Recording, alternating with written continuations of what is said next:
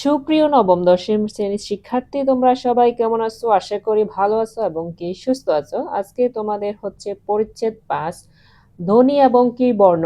ধ্বনি এবং কি বর্ণ কি আজকে সেই সম্পর্কে এই পাঠে আলোচনা করব। চলো শুরু করি। ধ্বনি ভাষার ক্ষুদ্রতম একক। প্রতিটি ভাষায় পৃথিবীতে প্রায় ৩,৫০০ মতো ভাষা আছে। প্রত্যেকটি ভাষার কিন্তু একটা ক্ষুদ্রতম একক। ক্ষুদ্রতম মানে এর চেয়ে ছোট, খুবই দেখা যায় না, মানে খুব ছোট আর কি। যেমন একটা বালিকণা যেরকম ছোট, এরকম একটা ছোট আর ছোট জিনিস আর কি। ধ্বনি যদি একদম ভাঙা, আমরা যেই ভাষায় কথা বলি না কেন, অবশ্যই আমাদের কিছু ধ্বনি আছে। ধ্বনির সাহায্যে কি তৈরি হয়? আমরা বর্ণ উচ্চারণ করি, বর্ণর সাহায্যে আমরা শব্দ গঠন করি, শব্দ থেকে বাক্য গঠন করি। এটা হচ্ছে ধ্বনি। এখানে আজকের পাঠ হচ্ছে ধ্বনি ও বর্ণ। ধ্বনি ভাষার ক্ষুদ্রতম একক। ধ্বনি ভাষার কিতম একক? এটা কিন্তু এমসিকিউ প্রশ্নে অবশ্যই আসবে। ধ্বনি ভাষার ক্ষুদ্রতম একক। বাংলা ভাষায় ৩৭টি মৌলিক ধ্বনি রয়েছে। কয়টি ধ্বনি রয়েছে? ৩৭টি মৌলিক ধ্বনি রয়েছে। এই ধ্বনিগুলোকে দুই ভাগে ভাগ করা যায়। কয় ভাগে? স্বরধ্বনি ও ব্যঞ্জন ধ্বনি। এটা তোমরা সকলেই জানো। স্বরধ্বনি হচ্ছে সরেও, সরেয়া। ব্যঞ্জন ধ্বনি হচ্ছে ক, খ, এগুলা। আচ্ছা, এবার হচ্ছে মৌলিক স্বরধ্বনি ৭টি। মৌলিক স্বরধ্বনি কয়টি? ৭টি।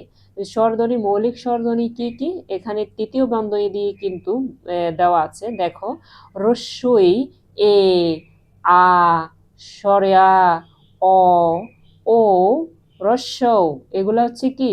মৌলিক স্বরধ্বনি। তাহলে কয়টা হলো? ১, ২, ৩, ৪, ৫, ৬, ৭। টোটাল মৌলিক স্বরধ্বনি হচ্ছে ৭টি। এবং মৌলিক ব্যঞ্জন ধ্বনি কয়টি? ৩০টি। আমরা জানি ব্যঞ্জন ধ্বনি মোট কয়টি? ৩৯টি।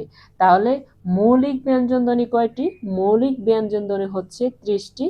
আর এমনি টোটালি ব্যঞ্জন ধ্বনি কয়টি? ৩৯টি। এবার দেখো, মৌলিক ব্যঞ্জন ধ্বনি ৩০টি কি কি?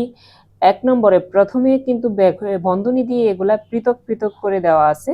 দেখো, প, ফ, ব, ভ, ত, থ, তারপরে হচ্ছে ধ, ধ, ট, ঠ, ঢ, ঢ, ছ, ছ, বর্গীয় জ, ঝ, ক, খ, গ, ঘ, ম, দন্তান্ন, ঙ, দন্তাস্ব, তালবাস্য, হ, ল, র, ঢয়শূন্য র, ঢয়শূন্য র। টোটাল কয়টা? ৩০টা। এখানে তৃতীয় বন্ধনী দিয়ে ধ্বনি বা উচ্চারণ নির্দেশ করা হয়েছে। এখানে তৃতীয় বন্ধনী কি কারণে ইউজ করা হয়েছে? এখানে তৃতীয় বন্ধনী ইউজ করা হয়েছে ধ্বনিকে এবং কি বর্ণকে আলাদা আলাদা করার জন্য। যেমন আমি ক উচ্চারণ করছি, এটা একটা কি হচ্ছে? একটা ধ্বনি আওয়াজ হয়েছে। আওয়াজ হওয়া মানে কি? মানে অর্থপূর্ণ। যেমন ক, আমি এটা উচ্চারণ করার কারণে কি হচ্ছে? এটা ধ্বনি সৃষ্টি হয়েছে।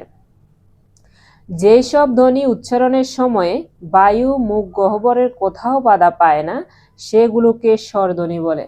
যেসব ধ্বনি উচ্চারণের সময়, মানে যেসব বর্ণ আমরা উচ্চারণ করব, সেগুলো যদি মুখের কোথাও বাধা না পায়, তাহলে সেই সেই বর্ণ এবং কি সেই ধ্বনিগুলোকে আমরা কি ধ্বনি বলবো?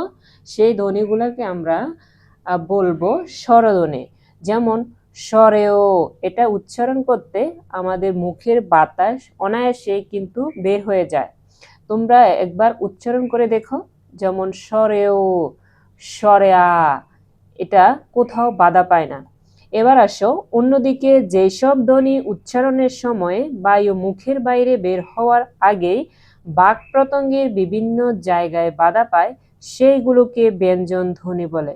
যেমন আমরা যদি এখন উচ্চারণ করি, সেটা কিন্তু মুখ থেকে বের হওয়ার আগে কণ্ঠনালীতে কিন্তু এসে আমরা উচ্চারণ করব। যেমন উ, তালবাস্য, তালবাস্য উচ্চারণ করতে কিন্তু আমাদের যে জিহ্বার আগাটা আছে, এটা দাঁতের গোয়ায় যে লাগে, এটা একটু বাধাপ্রাপ্ত হয়। এই কারণে এগুলা কি? ব্যঞ্জন ধ্বনি। এ কারণে যেসব ধ্বনি উচ্চারণের সময় বায়ুমুখের বাইরে বের হওয়ার আগে বাক্প্রত্যঙ্গের বিভিন্ন জায়গায় বাধা পায় সেগুলোকে ব্যঞ্জন ধ্বনি বলে। এবার আসো, ধ্বনির প্রতীককে বলা হয় বর্ণ। বর্ণ কাকে বলা হয়? বর্ণ বলা হয়, এটা কিন্তু তোমাদের জ্ঞানমূলক প্রশ্নে আসবে। ধ্বনির প্রতীককে বলা হয় বর্ণ। এই বর্ণ কানে শোনার বিষয়কে চোখে দেখার বিষয়ে পরিণত করে। এই বর্ণ কি করে?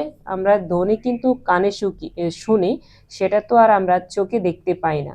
যেমন আমি এখন উচ্চারণ করলাম ক, এটা যদি কটা উচ্চারণ করি তাহলে এটা আমরা কিন্তু একজনে আরেকজনকে শোনাতে পারবো, কানে শুনবো, চোখে দেখার বিষয় হলো না। তো চোখে দেখার বিষয় তখনই হবে যখন এটা বর্ণ আকারে লেখা হবে, আমরা চোখে দেখতে পাবো। এই বর্ণ কানে শোনার বিষয়কে চোখে দেখার বিষয়ে পরিণত করে। ভাষার সবগুলো বর্ণকে একত্রে বলা হয় বর্ণমালা। ভাষার সবগুলো বর্ণকে কি বলা হয়? একত্রে বলা হয় বর্ণমালা। তাহলে বাংলা ভাষায় বর্ণমালা টোটাল কতটা? 50টা। বাংলা ভাষায় টোটাল বর্ণমালা কয়টা? 50টা। স্বরবর্ণ হচ্ছে 11টা আর ব্যঞ্জন বর্ণ হচ্ছে 39টা। তো টোটাল কয়টা হলো? 50টা। বাংলা বর্ণমালায় মূল বর্ণের সংখ্যা 50টি।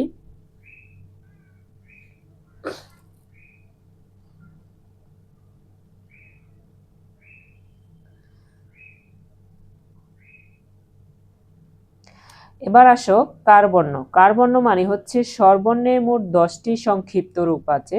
কয়টি সংক্ষিপ্ত রূপ আছে? 10টি। স্বরবর্ণ এগুলোর নাম কারবর্ণ।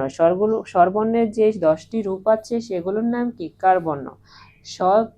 আকার, হ্রস্বইকার, দীর্ঘইকার, হ্রস্বউকার, দীর্ঘকার, ঋকার, একার, ঐকার, উকার, ওকার কারবর্ণের স্বতন্ত্র ব্যবহার নেই। এগুলো ব্যঞ্জনের আগে পরে উপরে নিচে উভয় দিকে যুক্ত হয়। এগুলোর কোনো নির্দিষ্ট কি নেই? স্থান নেই। এগুলো ব্যঞ্জন বর্ণের সাথে মিলিত হয়ে কি হয়? একটি ভাষার বা ধ্বনি বা শব্দ তৈরি হয়। কোনো ব্যঞ্জনের সঙ্গে কারবর্ণ বা হর্ষ চিহ্ন না থাকলে ব্যঞ্জনটির সঙ্গে একটি অ আছে বলে ধরে নেওয়া হয়। যেমন আমি যদি এখানে যদি দেখাই, যেমন উপরে রস্যউ প উপ, এখানে যদি আমি উপ দুটা একসাথে বানান করতে যাই তখন কি হবে? উপ, অ আসবে, কিন্তু পয়ের সাথে কি আসে? অ আসে। পয়ের সাথে একার, আকার, ওকার, সুকার, দীর্ঘকার কিছুই নাই, এ কারণে একটা অ থাকে। যে কোনো ব্যঞ্জন বর্ণের সাথে যদি আগে পরে কারবর্ণ না থাকে তখন কি থাকে? একটি অ আছে বলে ধরে নেওয়া হয়। আমরা কারবর্ণ সম্পর্কে জানতে পারছি।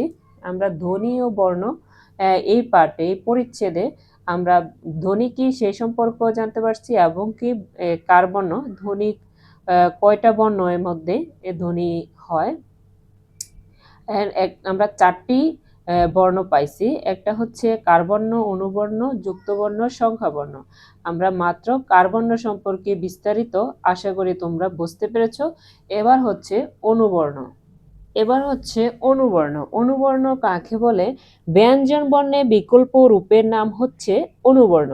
অনুবর্ণের মধ্যে রয়েছে পলা, রেফ ও বর্ণ সংক্ষেপে। অনুবর্ণ হচ্ছে ব্যঞ্জন বর্ণের যে বিকল্প রূপ থাকে সেগুলোকে কি বর্ণ বলে? অনুবর্ণ বলে। স্বরবর্ণের যে বিকল্প রূপ থাকে সেগুলোকে কারবর্ণ বলে, আর ব্যঞ্জন বর্ণের বিকল্প রূপের নাম কি? অনুবর্ণ। এবার আমরা অনুবর্ণ কোনগুলা সেগুলা শিখব। ফলা, যেমন ব্যঞ্জন বর্ণের কিছু সংক্ষিপ্ত রূপ ও অন্যান্য ব্যঞ্জনের নিচে অথবা ডানে পাশে ঝুলে থাকে সেগুলোকে ফলা বলে। যেমন দন্তান্ন ফলা। দন্তান্ন ফলা কি থাকে? দন্তান্ন নিচে যেমন এখানে তর নিচে যদি দন্তান্ন থাকে তাহলে কি হবে? দন্তান্ন ফলা। দন্তান্ন ফলা দেখতে কিরকম? এরকম। এরপরে বফলা। বফলা কিরকম? এরকম। মফলা, তারপরে ঝপালা, রপালা, লফালা। রেফ, রেফের একটি অনুবর্ণ রেফ।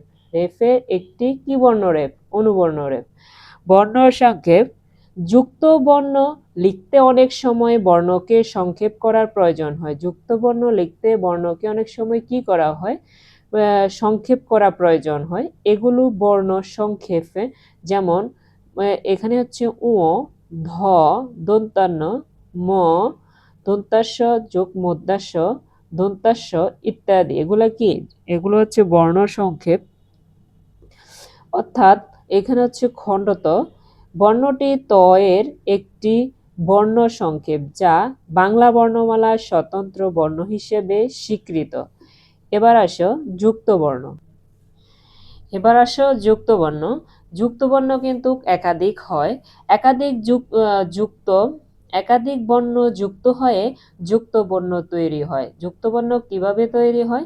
একাধিক বর্ণ যুক্ত হয়ে যুক্ত বর্ণ তৈরি হয়। যুক্ত হওয়া বর্ণগুলোকে দেখে কখনো সহজে চেনা যায়, কখনো সহজে চেনা যায় না। যে যুক্ত বর্ণগুলো থাকে সেগুলো দেখে এক পলকে কখনো সহজে চেনা যায়, কখনো কি করা যায় না, চেনা যায় না। এদিক দিয়ে যুক্ত বর্ণ দুই রকম, একটা হচ্ছে স্বচ্ছ যুক্ত বর্ণ আর একটা হচ্ছে অস্বচ্ছ যুক্ত বর্ণ। স্বচ্ছ যুক্ত বর্ণ হচ্ছে যেগুলো চোখে দেখলেই সহজে বোঝা যায়, সেগুলো স্বচ্ছ যুক্ত বর্ণ। আর অস্বচ্ছ যুক্ত বর্ণ হচ্ছে যেগুলো সহজে বোঝা যায় না, দেখার পরে সহজে বোঝা যায় না, সেগুলো হচ্ছে অস্বচ্ছ যুক্ত বর্ণ। এবার আসো স্বচ্ছ যুক্ত বর্ণ। স্বচ্ছ যুক্ত বর্ণ হচ্ছে যেমন ক যোগ ট, এখানে দুইটা ক এবং ট মিলে কি হলো? ক যোগ ট, অক্ট হলো। বর্গাজ যোগ বর্গাজ, এটা যদি ভেঙে লিখি, এই জায়গায় বইয়ে লিখি বর্গাজ যোগ বর্গীয় জ যোগ বর্গীয় জ, তাহলে কি হলো? এই দুইটা জ মিলে, বর্গীয় জ মিলে কি হলো? জ জ জ। আমরা যদি এটা একসাথে উচ্চারণ করি তাহলে কি হবে? জ জ জ। এরপরে দেখো এটা স্বচ্ছ ব্যঞ্জন, এটা দেখলেই কিন্তু আমরা স্বচ্ছ যুক্ত বর্ণ, দেখলেই বোঝা যাচ্ছে জয়ের নিচে আবার কি আছে? ঝ আছে। এখানে ইউ আছে, ইউর নিচে কি আছে? ঝ আছে। ঢ আছে, ঢয়ের সাথে আবার ঢ আছে। মধ্যাহ্ন আছে, মধ্যাহ্নের সাথে কি আছে? ট আছে। মধ্যাহ্ন আছে, মধ্যাহ্নের সাথে ঠ আছে, ধ এর সাথে ধ আছে। এগুলা দেখলে বোঝা যায় যে এগুলা স্বচ্ছ যুক্ত বর্ণ। এবার আসো অস্বচ্ছ যুক্ত বর্ণ, যেগুলা দেখলে বোঝা যায় না, এক পলকে কি করা যায় না, বোঝা যায় না, যদি তুমি ভালো করে না বোঝো। এবার আসো, যেমন এখানে লেখা আছে, দেখতে এটা কি কিসের মতো? ও এর মতো, কিন্তু এখানে এটা যদি যুক্তবর্ণটা যদি ভাঙায় তখন কি হবে? ক যোগ ত হবে। ক ক প্রথমে হবে, তারপরে নিচে ত হবে। ক যোগ ত, এটা যদি একসাথে লিখতে চাই তখন আমরা যুক্তবর্ণ আকারে কিভাবে লিখবো? এই রূপে লিখবো। প্রথমে ও এর মতো লিখবো, ও যেভাবে লিখি, কিন্তু উপরে মাত্রাটা দিয়ে দিব। ওর উপরে কিন্তু মাত্রা হয় না। এখানে ক যোগ ত, এটার উপরে কি আছে? মাত্রা আছে। এরপর আসো, এখানে ক যোগ ম, এটা ক যোগ ম, এটা এটা কি? ক যোগ ম, এটা কি প্রথমে দেখিয়ে বোঝা যাচ্ছে না? ক যোগ দন্তান্ন বোঝা যাচ্ছে, কিন্তু এটা কি হবে? ক যোগ ম। এটা এই কারণে অস্বচ্ছ যুক্ত বর্ণ, এটা এই কারণে কি যোগ? অস্বচ্ছ যুক্ত বর্ণ। এবার আসো, এটা হচ্ছে ক যোগ র, ক এর নিচে কি আছে? র, র যুক্ত হয়েছে, এ কারণে এটা কেমন হয়ে গেছে? এর সাথে কি হয়ে গেছে? উপরে কিন্তু উপরে কিন্তু মাত্রা আছে, তাই এটা কি হলো? ক এর র পালা হয়ে গেল। এ ফলে হচ্ছে ক যোগ মধ্যাস্য ক্ষীয়, তারপরে ক যোগ মধ্যাস্য যোগ ম। ক্ষীয় লিখতে ক যোগ মধ্যাস্য হয়, তো প্রথমে তো ক্ষীয় লিখছে, ক্ষীয়র পরে এখানে আবার ম পালা যুক্ত করা হয়েছে, এ কারণে ক যোগ মধ্যাস্য যোগ ম।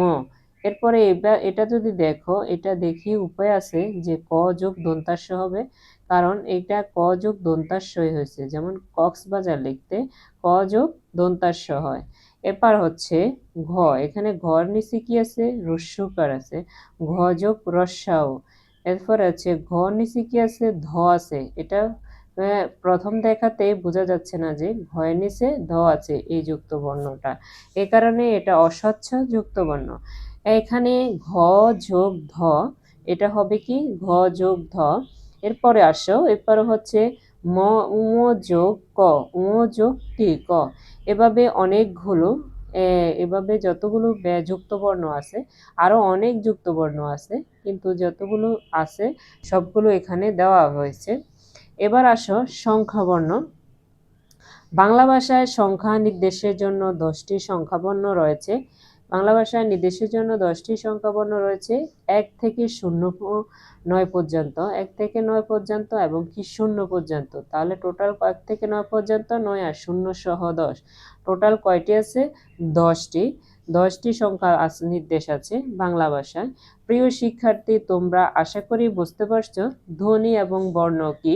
ধ্বনি হচ্ছে আমরা যে মুখ দিয়ে যে সাউন্ডটা বের করি সেটাই হচ্ছে ধ্বনি, আর বর্ণ হচ্ছে যে আমরা যে কোনো ভাষা যখন লিখতে যাই তখন আমাদের বর্ণের প্রয়োজন। চোখে ধ্বনি তো আমরা কানে শুনি, যখন কানে শোনার বিষয়টাকে আমরা চোখে দেখার বিষয়ে রূপান্তর করি তখন আমাদের বর্ণর প্রয়োজন, আর সেটা যেই চিহ্ন দিয়ে আমরা ভাষা নির্দেশক হিসাবে ডিসাইড করা হয় সেটাই হচ্ছে বর্ণ।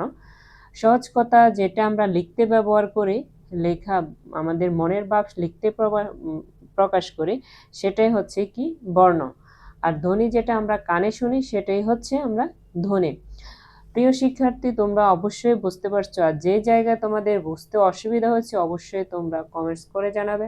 আর পড়াশোনা নিয়মিত বিকল্প নাই, অবশ্য তোমরা নিয়মিত পড়াশোনা করবে। আজকের ক্লাস এই পর্যন্ত, দেখা হবে নেক্সট ক্লাসে। সে পর্যন্ত সুস্থ থাকবে। আল্লাহ হাফেজ।